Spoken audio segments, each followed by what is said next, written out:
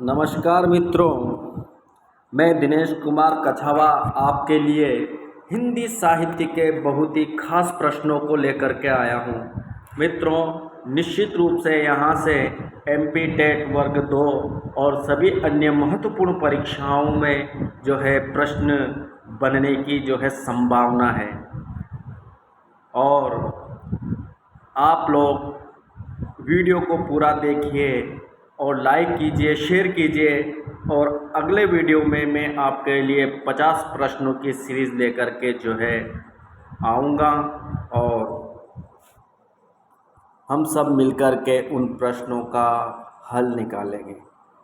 तो मित्रों, पहला प्रश्न आपकी स्क्रीन पर आता है कि इस्तवार दीला लेत्युत्तर एंदोई एंदोस्तानी ग्रंथ का पहला भाग कब प्रकाशित हुआ। इस्तवार दीला लेत्युत्तर एंदोई एंदोस्तानी ग्रंथ का पहला भाग कब प्रकाशित हुआ। तो इसके ऑप्शन हैं 1846, 1839, 1871, 1872। बताइए आप लोग कौन सा ऑप्शन इसमें सही है। इस्तवार दीला लेत्युत्तर एंदोई एंदोस्तानी ग्रंथ का पहला भाग कब प्रकाशित हुआ।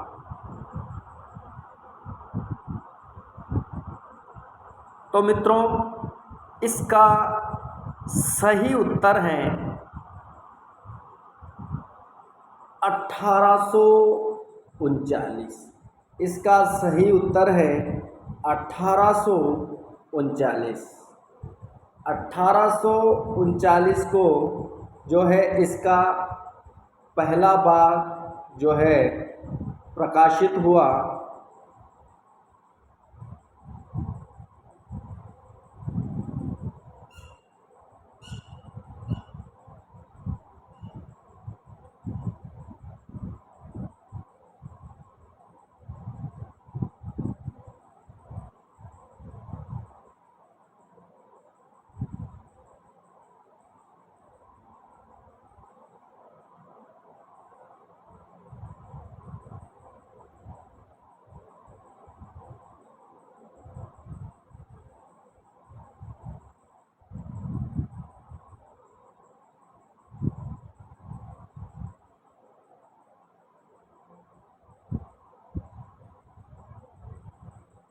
अठारह सौ उनचालीस में इसका पहला भाग जो है प्रकाशित हुआ।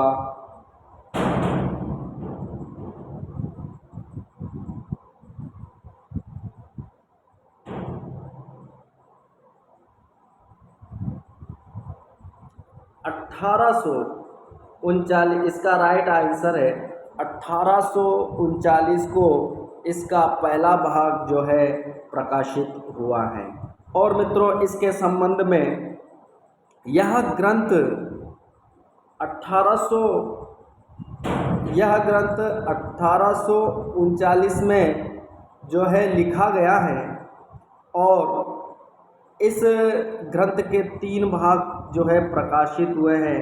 पहला भाग 1839 को प्रकाशित हुआ और दूसरा भाग 1846 को प्रकाशित हुआ और इसका द्वितीय संस्करण के रूप में तीसरा भाग 1871 को जो है प्रकाशित हुआ। तो पहला भाग इसका 1839 को जो है प्रकाशित हुआ है।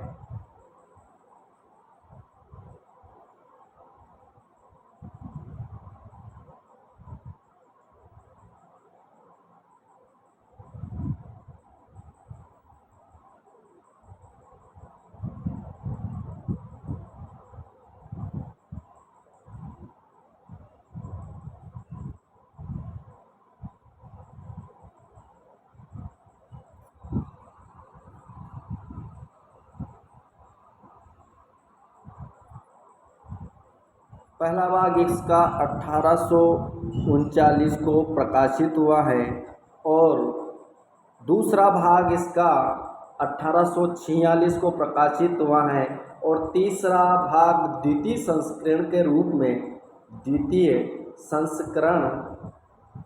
द्वितीय संस्करण के रूप में 1871 में इसका तीसरा भाग जो है प्रकाशित हुआ है। तो मित्रों, ये था पहला प्रश्न कि इस्तवारदी लाल लेत्रियोत्तर हिंदुस्तानी ग्रंथ का पहला भाग कब प्रकाशित हुआ है। अब दूसरा प्रश्न आता है आपकी स्क्रीन पर। शिव सिंह सरोज का प्रकाशन वर्ष है।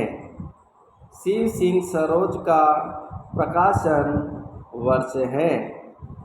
अब बताइए, आप सोचिए थोड़ा कि शिव सिंह सरोज का प्रकाशन वर्ष क्या है। किस सन को जो है शिव सिंह सरोज ग्रंथ जो है लिखा गया था। शिव सिंह सेंगर द्वारा ये जो है लिखा गया है और इसका प्रकाशन वर्ष जो है कब हुआ, इसका प्रकाशन कब हुआ, कब इसको जो है ये ग्रंथ प्रकाश में आया है। सोचिए थोड़ा।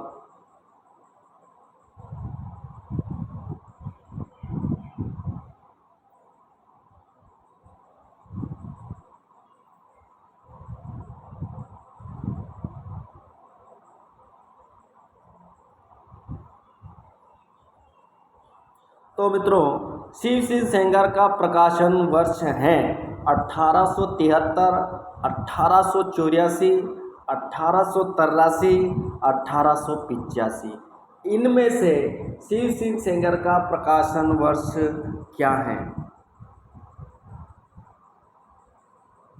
तो मित्रों, इसका सही आंसर होगा 1883। शिव सिंह सेंगर ये जो ग्रंथ हैं, ये ग्रंथ जो है शिव सिंह सेंगर द्वारा लिखा गया है। शिव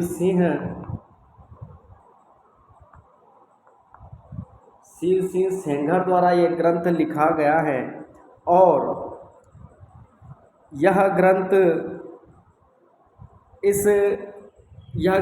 1883 ईस्वी में जो है प्रकाश में आया है और इस ग्रंथ में जो है कवियों की संख्या लगभग 100 के लगभग बताई गई है और यह जो ग्रंथ है, यह ग्रंथ एक वास्तविक ग्रंथ ना होकर के एक कवित्वव्रत संग्रह है। ये भी ध्यान रखना, एक कवित्ववृत्त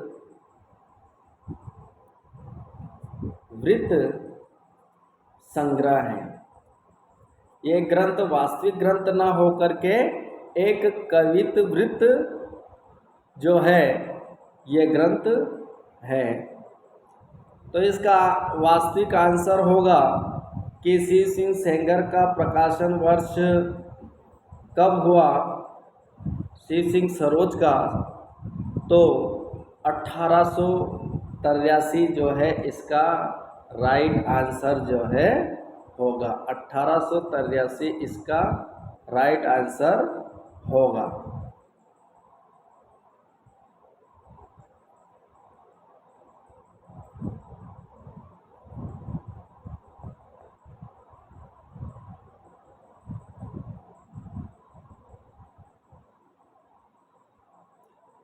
अगला प्रश्न, कविता कौमुदी के रचनाकार हैं। कविता कौमुदी के रचनाकार हैं। इनमें से कविता कौमुदी के रचनाकार कौन हैं। इनमें से कविता कौमुदी के रचनाकार कौन हैं, बताइए।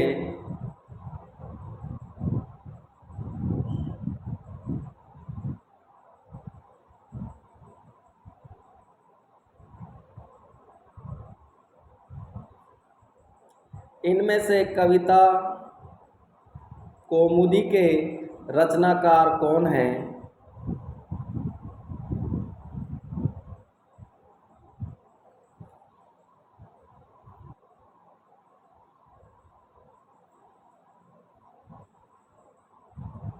कविता कौमुदी के रचनाकार इनमें से कौन हैं?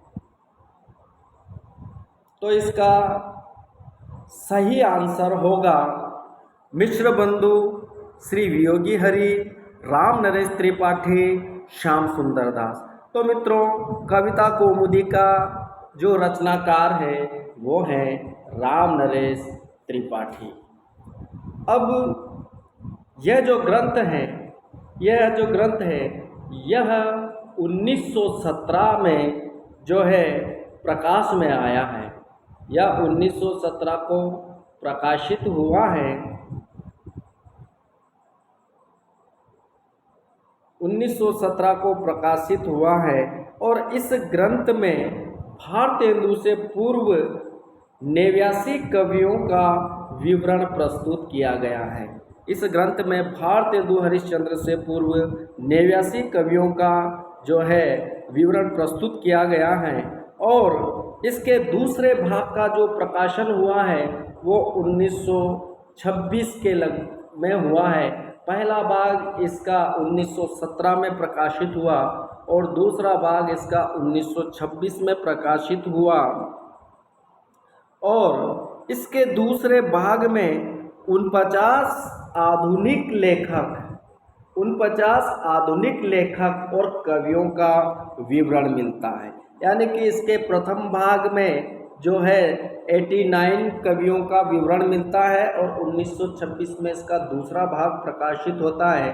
तो इसमें आधुनिक काल के जो है 49 जो है कवियों का इसमें विवरण मिलता है। क्योंकि और ये भी ध्यान रखना कि ये जो 89 89 ये 89 जो कवि हैं ये भारतेंदु हरिश्चंद्र से पूर्व हैं और 1926 में जब इसका द्वितीय भाग प्रकाशित हुआ तो यह आधुनिक काल के 49 कवियों का जो है उसमें स्थान दिया गया है।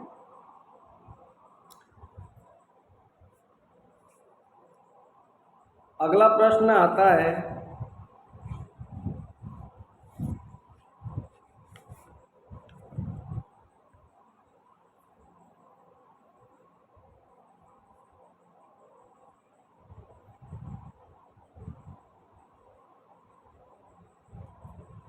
राम नरेश त्रिपाठी।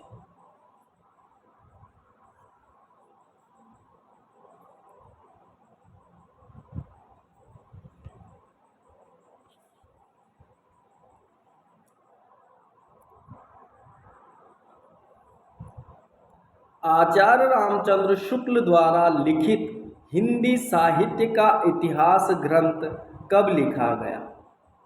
यहाँ पर यह साहित्य है, हिंदी साहित्य का इतिहास ग्रंथ कब लिखा गया? 1929 में, 1927 में, 1928 में और 1930 में। कब प्रकाशित किया गया, कब जो है लिखा गया इसे? आचार्य रामचंद्र शुक्ल द्वारा लिखित हिंदी साहित्य का इतिहास ग्रंथ कब लिखा गया? कब लिखा गया? जल्दी से उत्तर सोच लीजिए, टिक मार कर दीजिए। कब लिखा गया? कब लिखा गया?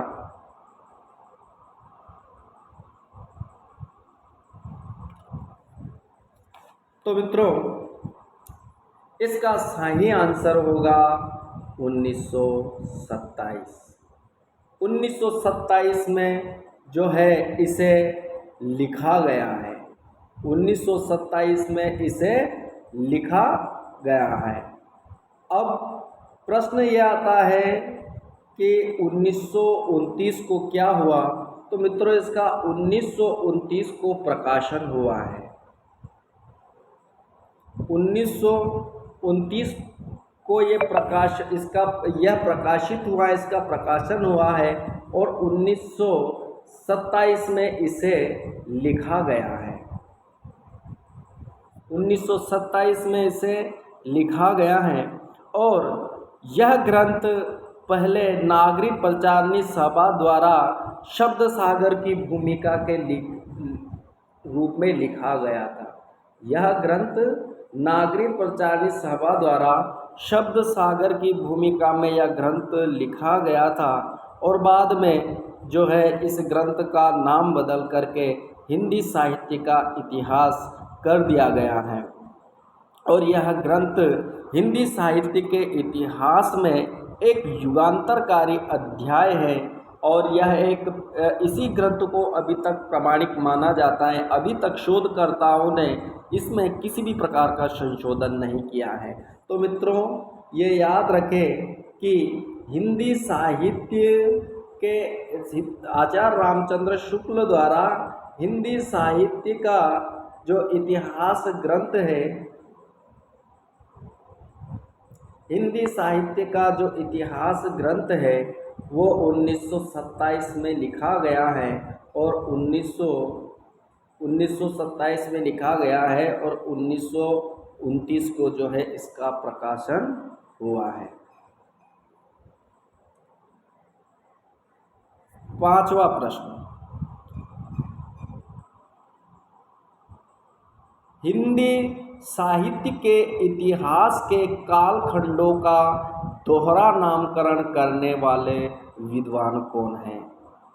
हिंदी साहित्य के इतिहास के कालखंडों का दोहरा नामकरण करने वाले विद्वान कौन हैं? इनमें से जो हिंदी साहित्य का इतिहास का जो काल विभाजन सभी ने अपने अपने मतानुसार किए हैं, लेकिन उन काल विभाजनों में जो दोहरा नामकरण किया है, तो इनमें से दोहरा नामकरण करने वाला विद्वान कौन है? तो मित्रों, जल्दी से उत्तर को सोच लीजिए, टिक मार कर दीजिए। हिंदी साहित्य के इतिहास के कालखंडों का दोहरा नामकरण करने वाले विद्वान कौन है? तो मित्रों, इसका सही आंसर होगा आचार्य रामचंद्र शुक्ल। इसका जो है सही आंसर होगा आचार्य रामचंद्र शुक्ल।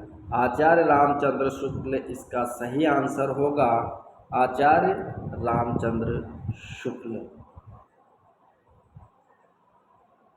आचार्य रामचंद्र शुक्ल।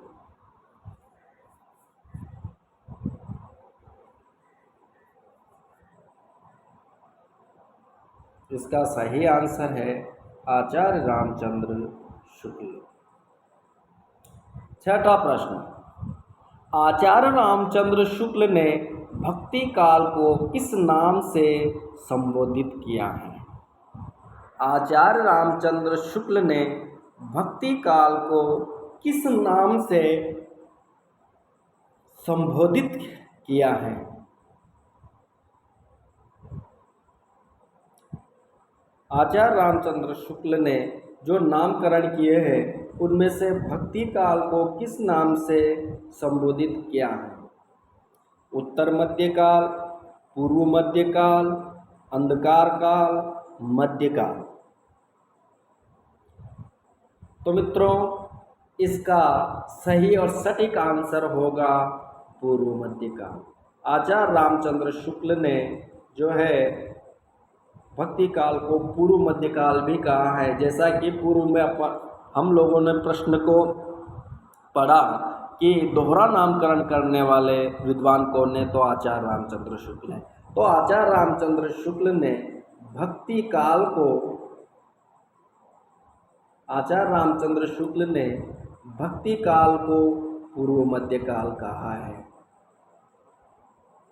भक्ति काल को पूर्व मध्यकाल कहा है और रीतिकाल को उत्तर मध्यकाल कहा है।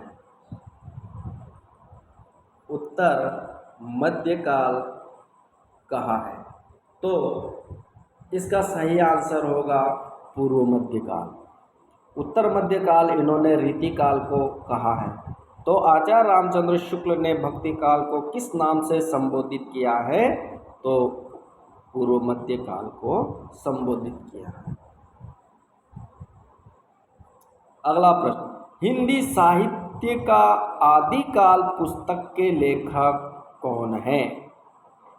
अब इन विद्वानों में से हिंदी साहित्य का आदिकाल नामक जो पुस्तक है, इस पुस्तक के लेखक कौन हैं? Number 1 Pratap Narayan Mishra, number 2 Bharatendu Harishchandra, number 3 Hazari Prasad Dwivedi, number 4 Shyam सुंदर दास। इनमें से हिंदी साहित्य का आदिकाल नामक पुस्तक के लेखक कौन हैं? तो मित्रों, इसका सही आंसर होगा आचार्य हजारी प्रसाद द्विवेदी। आचार्य हजारी प्रसाद द्विवेदी इसका जो है सही आंसर है, क्योंकि आचार्य हजारी प्रसाद द्विवेदी की ने 3 जो है ग्रंथ लिखे हैं। एक हिंदी साहित्य की भूमिका, एक लिखा है इन्होंने हिंदी साहित्य की भूमिका। हिंदी साहित्य की भूमिका को लिखा था इन्होंने 1940 में, 1940 में। और फिर लिखा इन्होंने हिंदी साहित्य उद्भव और विकास। हिंदी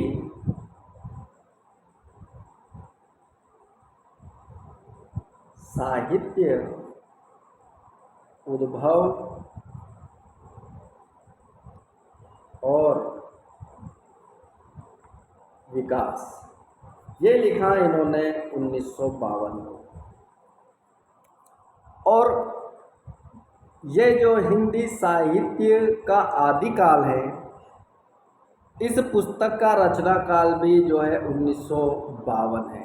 तो यानी कि हिंदी साहित्य की भूमिका, हिंदी साहित्य का उद्भव और विकास और हिंदी साहित्य का आदिकाल, ये तीनों पुस्तकें जो है हजारी प्रसाद द्विवेदी की रची हुई हैं। हिंदी साहित्य की भूमिका 1952 में लिखी गई है और हिंदी साहित्य की भूमिका 1940 में लिखी गई है और हिंदी साहित्य का उद्भव और विकास 1952 को लिखा गया है और हिंदी साहित्य का आदिकाल भी जो है 1952 को लिखा गया है। तो मित्रों, इसका सही आंसर होगा हजारी प्रसाद द्विवेदी। जॉर्ज ग्रियर्सन द्वारा किया गया नामकरण के संबंध में कौन सा कथन असत्य है? जॉर्ज ग्रियर्सन द्वारा किया गया नामकरण के संबंध में कौन सा कथन असत्य है? जो जॉर्ज ग्रियर्सन ने नामकरण किए हैं, उन नामकरणों में से इनमें से कौन सा कथन असत्य है, जिसका नामकरण उन्होंने जो है हिंदी साहित्य के कालखंड का नामकरण उन्होंने नहीं किया है?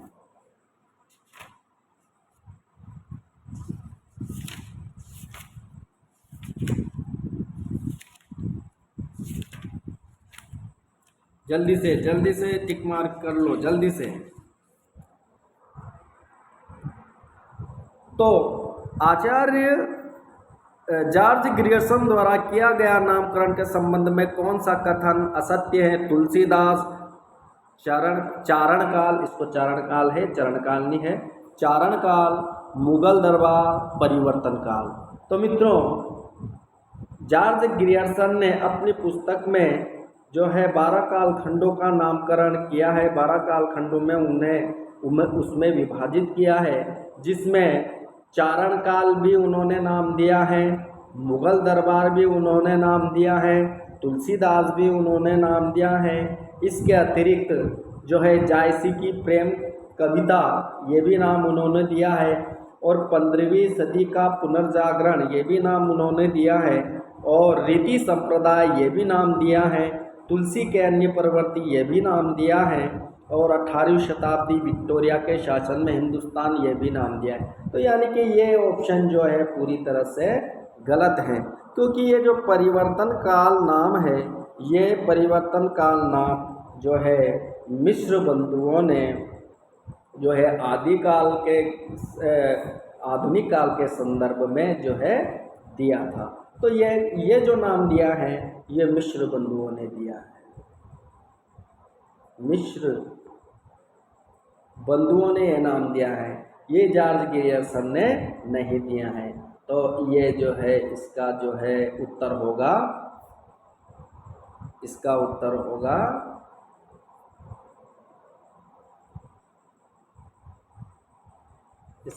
होगा परिवर्तन काल। ये असत्य है, परिवर्तन काल जो है इसमें असत्य है। सुमेलित कीजिए, रचनाकारों की रचनाओं के साथ में इसे सुमेलित कीजिए। जयचंद्र प्रकाश मधुकर कवि, परमाल रासो भट्ट केदार, जयमयक जस चंद्रिका जगनेक, विद्यापति पताका। जल्दी से सुमेलित कीजिए। तो इसका जो है यहाँ पर ऑप्शन नहीं लिखे गए हैं। जयचंद्र प्रकाश ये लिखा था भट्ट केदार ने, और परमाल रासो लिखा था जगनिक ने, परमाल रासो लिखा जगनिक ने, और कीर्ति पताका जो है विद्यापति ने, और जयमयक जस चंद्रिका मधुकर कवि ने। तो मित्रों जयचंद्र प्रकाश भट्ट केदार ने लिखा है, पूर्व में भी इस प्रश्न को हम लोग पढ़ चुके हैं। और परमाल रासो जगनिक ने लिखा है, जयमयक जस चंद्रिका जो है मधुकर कवि ने लिखी है, और कीर्ति पताका विद्यापति की जो है रचना है।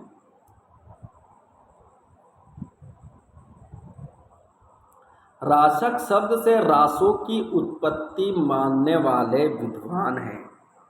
रासक शब्द से रासों की उत्पत्ति मानने वाले विद्वान इनमें से कौन है? रासक शब्द से रासों की उत्पत्ति मानने वाले विद्वान इनमें से कौन है?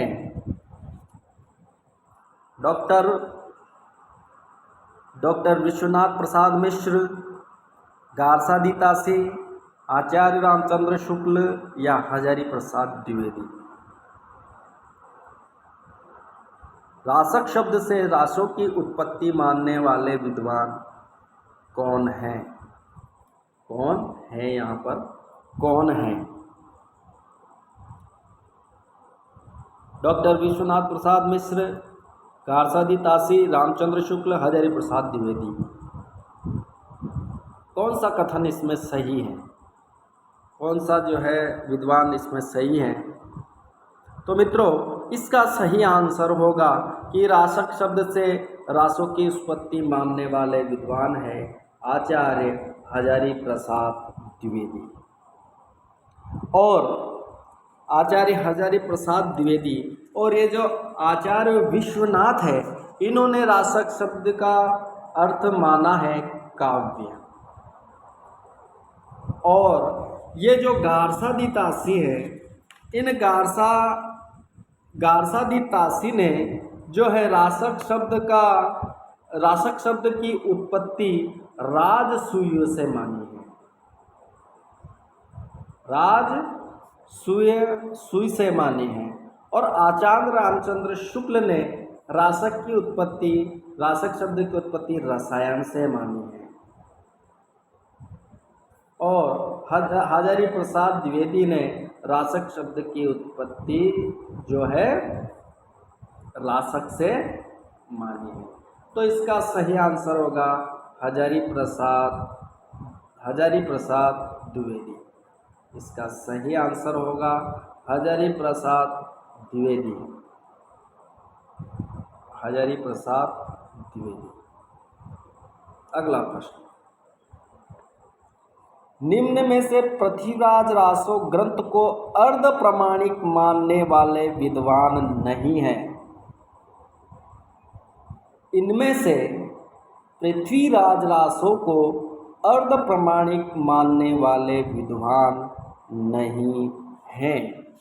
इनमें से पृथ्वीराज रासो को अर्ध प्रमाणिक मानने वाले विद्वान नहीं हैं। जल्दी जल्दी बताइए कौन से विद्वान हैं जिन्होंने पृथ्वीराज रासो को अर्ध प्रमाणिक जो है नहीं माना है। पृथ्वीराज रासो को अर्ध प्रमाणिक नहीं माना है। इनमें से किस विद्वान ने पृथ्वीराज रासो ग्रंथ को अर्ध प्रमाणिक नहीं माना है।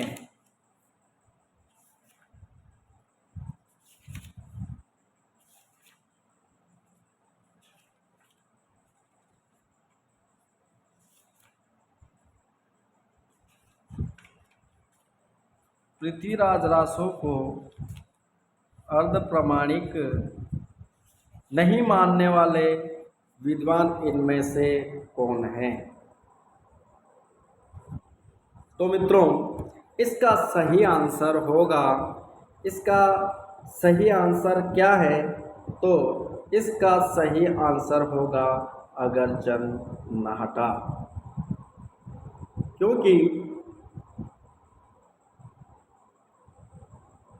क्योंकि हजारी प्रसाद द्विवेदी ने भी इसको अर्ध प्रमाणिक ग्रंथ माना है और मुनि जिनविजय ने भी इसको अर्ध प्रमाणिक ग्रंथ माना है और सुनीति कुमार चटर्जी ने भी इसको जो है अर्ध प्रमाणिक ग्रंथ माना है।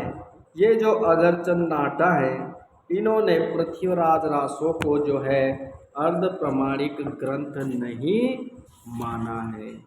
तो इसका सही आंसर होगा जो है अगरचंद नाहटा।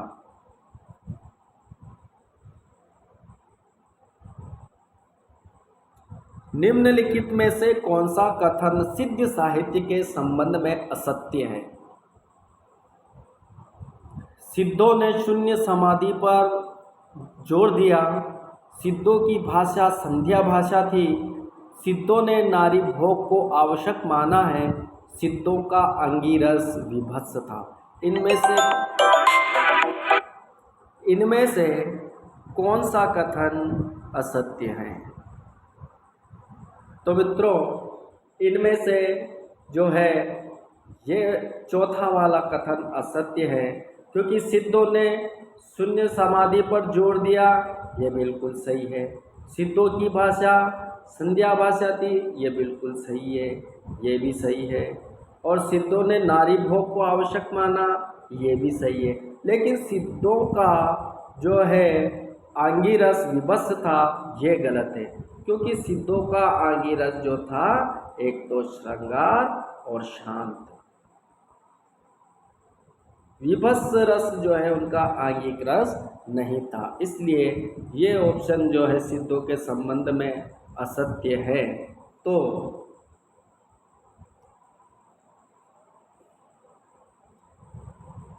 तो इसका सही आंसर होगा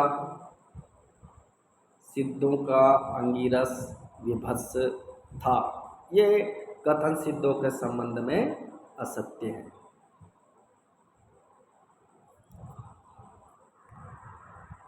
इसके कुछ ऑप्शन जो हैं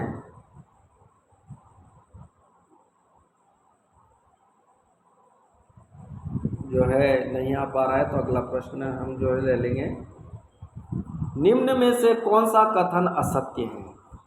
आरंभिक काल मिश्र बंधु, संक्रमण काल राम खेलावन और अपभ्रंश काल धीरेन्द्र वर्मा। अपभ्रंश काल धीरेन्द्र वर्मा, प्रारंभिक काल वासुदेव सिंह। इनमें से कौन सा कथन असत्य है? तो मित्रों, इनमें से जो असत्य कथन है वो है प्रारंभिक काल वासुदेव सिंह। वासुदेव सिंह ने जो है प्रारंभिक काल नाम नहीं दिया है, उन्होंने तो वीरगाथा काल को उद्भव काल कहा है। उन्होंने तो वीरगाथा काल को उद्भव काल कहा है और आरंभिक काल मिश्र बंधुओं ने दिया है। ये बिल्कुल सही है, क्योंकि आरंभिक काल जो है नाम मिश्र बंधुओं द्वारा जो है दिया गया है। संक्रमण काल राम खेलावल पांडे ने दिया है और अपभ्रंश काल जो है धीरेन्द्र वर्मा ने जो है इसका नामकरण किया है। लेकिन चंद्रधर शर्मा गुलेरी ने भी जो है इसको अपभ्रंश काल कहा है, लेकिन प्रारंभिक काल वासुदेव सिंह ने नहीं दिया है, उन्होंने दिया है उद्भव काल। तो इस प्रकार से ये ऑप्शन जो है गलत हो जाता है। तो इसका जो है सही आंसर जो है वो जो है 4 नंबर का जो है ऑप्शन इसका सही आंसर जो है बनता है।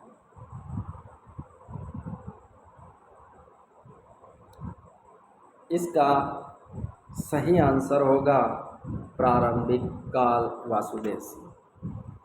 तो मित्रों, अंतिम प्रश्न है, कौन सा कथन प्रथम कवि के संदर्भ में असत्य है? कौन सा कथन प्रथम कवि के संदर्भ में असत्य है? स्वयंभू, डॉक्टर नगेंद्र, सरप्पा, राहुल सांकृत्यायन, विद्यापति, बच्चन सिंह, पुष्य, शिव सिंह सेंगर। तो मित्रों, इसका जो प्रथम कवि के संबंध में जो असत्य है वह है स्वयंभू डॉक्टर नगेंद्र, क्योंकि डॉक्टर नगेंद्र ने तो जो है सरप्पा को पहला कवि माना है। डॉक्टर नगेंद्र और राहुल सांकृत्यायन ने जो है स्वयंभू सरप्पा को पहला कवि माना है। और ये जो स्वयंभू को जो पहला कवि माना है, ये डॉक्टर रामकुमार वर्मा ने माना है। ये किसने माना है? डॉक्टर रामकुमार वर्मा ने जो है पहला कवि जो है यहाँ पर इसे माना है। और विद्यापति को पहला कवि बच्चन सिंह ने माना है और पुष्प या पुंड को पहला कवि शिव सिंह सेंगर ने माना है। तो इस संबंध में यह प्रश्न बिल्कुल सही है, यानी कि प्रथम कवि की दृष्टि से यह प्रश्न असत्य है और यहाँ पर पूछे गए प्रश्न की दृष्टि से यह कथन सही है। तो इस प्रकार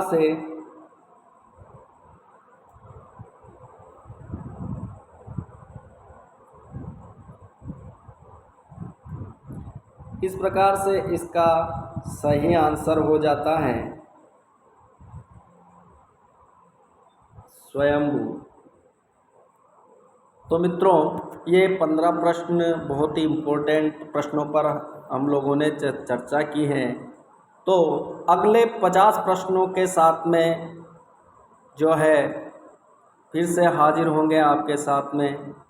तब तक के लिए धन्यवाद। और वीडियो यदि अच्छा लगे, प्रश्नों की सीरीज यदि आपको अच्छी लगती है तो कृपया जो है इसे सब्सक्राइब कीजिएगा, लाइक कीजिएगा, शेयर कीजिएगा। धन्यवाद।